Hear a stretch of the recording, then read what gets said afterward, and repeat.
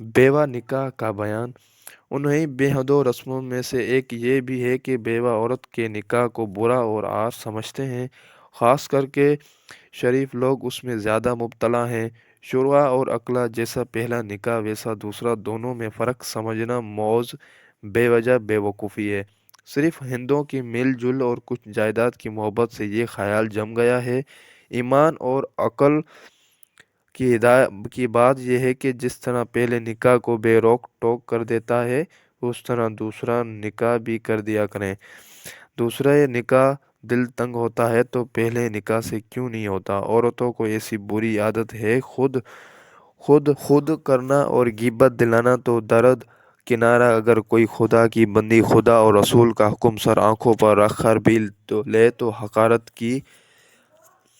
حقارت کی نگاہ سے دیکھتی ہے، بات بات میں طعنہ دیتی ہے، ہنستی ہے، ذلیل کرتی ہے، گریزے گا کسی بات میں بے چوٹ کیسے تمہیں رہتی ہے۔ یہ بڑا گناہ ہے، بلکہ اس کو عیب سمجھنا میں کفر کا خوف ہے، کیونکہ شریعت کا حکم کو عیب سمجھنا، اس کی کرنے والے کو حقیر ذلیل جاننا کفر ہے۔ خیال کرنے کی بات ہے کہ ہمارا پیغمبر رسول اللہ صلی اللہ علیہ وآلہ وسلم کی جتنی بھی بیویاں تھیں، حضرت عائشہ کے علاوہ کوئی بھی کنواری نہ تھی۔ ایک دو نکاح پہلے ہو چکے تھے۔ کیا نعوذ باللہ ان کو بھی برا کہو گے؟ کیا توبہ توبہ، تمہارا شرافت ان سے بھی بڑھ گئی۔ جو کام انہوں نے کیا، خدا رسول اللہ صلی اللہ علیہ وآلہ وسلم نے جس کا حکم کیا، اس کے کرنے سے تمہاری عزت گھٹ جائے گی، آبرو میں بٹ لگ جائے گا، ناک گھٹ جائے گی۔ تو یوں کہو کہ مسلمان ہونا تمہاری نزدیک بے عزتی کی بات ہے۔ خوب یاد رکھو، جب تک اس خیال کو اپنے دل سے دور نہ کرو گے اور پہلے اور دوسروں نکاح کو یکساں نہ سمجھو گے، تب تک ہرگز تمہارا ایمان درست اور ٹھیک نہ سمجھو گے۔ اس لیے اس خیال کے مٹانے میں بڑی کوشش کرنی چاہیے، اور سوائے اس کی اور کوئی کوشش کارگر نہیں ہو سکتی۔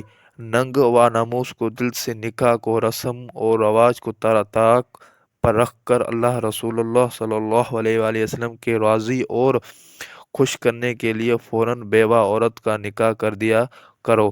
انکار کرتے تو اس اور غیبت دلاؤ، کوشش کرو دباؤ ڈالو، اور غرض جس طرح بن پڑے کا نکاح کر دو، اور خوب سمجھ لو کہ یہ انکار سب کا ظاہری انکار ہے جو فقط رواج کی وجہ سے ہوتا ہے۔ رواج نہ ہو تو کوئی انکار نہ کرے۔ جب تک ایسا نہ کرو گے اور عام طور پر اس کا رواج نہ پھیلے گا، ہرگز دل جو چورانا نہ نکلے ثواب ملے گا۔ اس لیے بیوہ عورت کے نکاح میں جو کوئی کوشش کرے گا اور اس کا رواج پھیلائے گا، جو بیویوں رسول اللہ صلی اللہ علیہ وآلہ وسلم کو خوشنودی کے لیے اور رواج پڑھنے کے لیے اپنا نکاح کر لے گا، وہ 100 شہیدوں کا ثواب پائے گی۔ کیا تم ان کو پر ترس نہیں آتا؟ ان کا حال دیکھ دیکھ کر تمہارا دل نہیں کھٹتا؟ ان کا عمر برباد ہوتی ہے اور وہ مٹی میں مل جاتی ہے۔ تو گائز، ہمارے چینل کو سبسکرائب کریں اور بیل آئیکن کو پریس کریں۔ Islamic insight. حضرت محمد صلی اللہ علیہ وآلہ وسلم کی بیویوں کا نکاح۔